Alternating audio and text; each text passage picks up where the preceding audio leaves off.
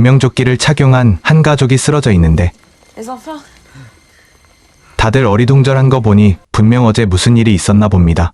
천천히 계단을 올라오니 요트가 난장판이 되어 있었고 밖에 나와 보니 물고기가 파닥파닥거리고 있는데 생뚱맞게 요트가 절벽 위에 아슬아슬하게 걸쳐 있습니다. 대체 무슨 일이 있었던 걸까요?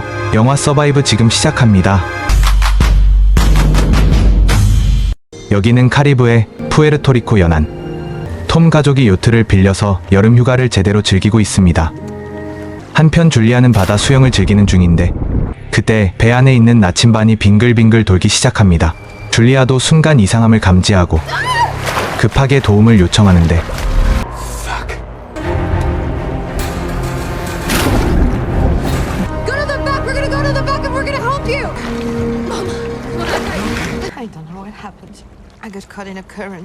줄리아는 어떻게 된지 모르겠고 조류에 갇혔다고 말하죠. 조류에 휩쓸리는 건 한 번씩 있는 일이기 때문에 톰의 훈계로 이 사건은 일단락됩니다. 그날 저녁 오늘은 벤의 생일인가 봅니다. 요트 위에서 보내는 생일은 무슨 느낌일까요? 생일 파티 중 캐시 남자친구한테 전화가 오고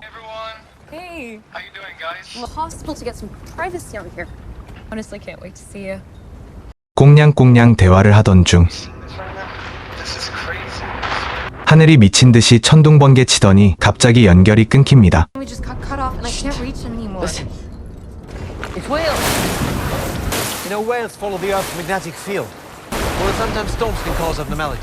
자기장에 이상이 생겼는지 고래가 떼를 지어서 이동하고 심지어 수신 연결까지 끊기고 맙니다. 그 순간 밖에서 괴상한 소리가 들리는데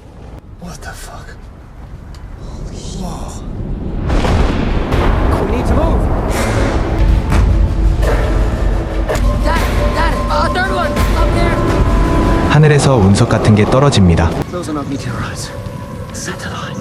그건 운석이 아니라 위성이었고 나침반이 미친 듯이 빙글빙글 돌면서 세상에 곧 재앙이 올 것 같은 불안감이 듭니다. 줄리아가 코피를 흘리고 캐시는 구역질을 하는데 다음날 아침 눈을 떠보니 요트가 너덜너덜 박살나 있었고 밖에 나와보니 지구의 자기장이 뒤집혀 바다와 육지가 완전 뒤바뀌어 버립니다. 4일치 식량으로 바다 한가운데서 살아남아야 되는데 앞으로 톰 가족에게 무슨 일이 벌어질까요? North indicates south and south indicates north, as if the poles reversed. There must be other survivors. We need to contact them. 살면서 모든 역경을 잘 헤쳐간 톰은 앞으로 어떻게 할지 설계하죠. 그리고 다른 생존자와 접촉해야 된다고 말합니다. 그렇게 톰 가족은 남은 식량을 가지고 떠날 준비를 하는 한편 아까 전에 아빠의 말을 들은 아들 벤은 좋은 아이디어가 떠올랐는지 다른 생존자와 접촉하기 위해 풍선을 하늘로 날리는데 나중에 엄청난 비극을 가지고 옵니다. Ocean has gone. 4 passengers. Over. 6500. Over. Reverse of the magnetic poles. Conspiracy theory nuts were right. She indicated the poles are going to reverse again. 통신 장치로 여러 곳을 시도하던 중 운 좋게 다른 생존자와 연결되는데 그는 기계 수치상 일주일 이내에 양극이 다시 뒤집히고 바다가 원래대로 돌아갈 가능성이 있다고 전합니다. How many people can you take on board? Capacity is for 3. So you can take our kids. 그 생존자는 잠수함을 보유하고 있었고 탑승 정원은 단 3명뿐이었습니다. 그래서 톰은 결국 자신의 2 아이만이라도 살려달라고 간절히 부탁하죠. 8300 west. I will stay connected on channel 16. Good luck.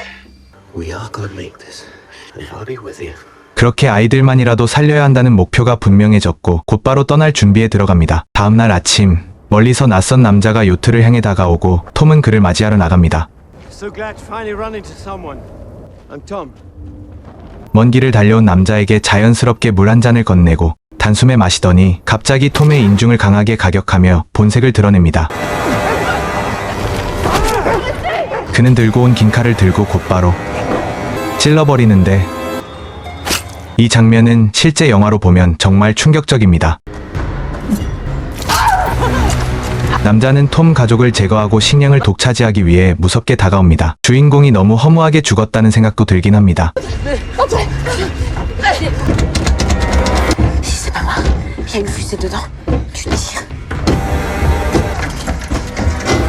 아이들을 의자 아래 숨긴 뒤 줄리아는 칼을 손에 쥐고 화장실로 향합니다. 문을 열고 아이들 쪽으로 슬며시 다가오는데 그 순간 식량을 발견한 그 남자는 먼저 배를 미친 듯이 채우죠.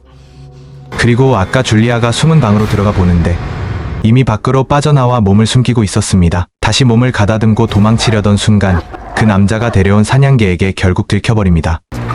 그 개와 격렬한 혈투를 벌이는데 개가 죽는 장면을 그 남자가 목격해버리고 맙니다. 분노에 휩싸인 그는 줄리아를 무자비하게 공격하기 시작하죠.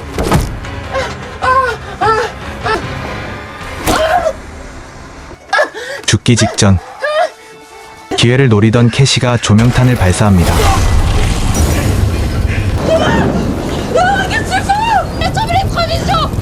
불이 번지는 위험한 상황이었지만 줄리아는 아이들을 잠수함까지 데리고 가겠다는 집념으로 식량과 지도를 꼭 챙기죠. 아빠의 죽음이 아직도 믿기지 않는 아이들. 아빠는 늘 모든 걸 해결해주던 존재였는데 이제는 그 보호막이 사라지면서 생존 확률이 절반 가까이 떨어진 느낌이죠. 그 남자도 가까스로 도망치는데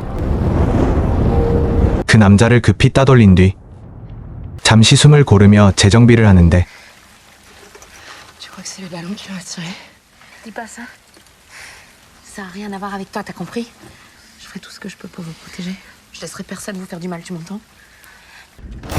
그렇게 잠시 쉬는 사이 그 남자는 코앞까지 뒤쫓아오고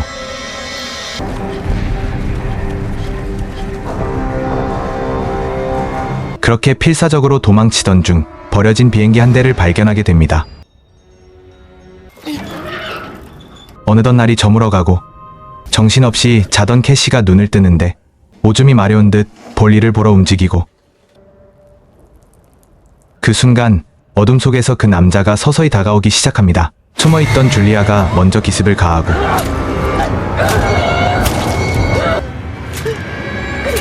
결국 치열한 격투 끝에 가족을 지켜내죠.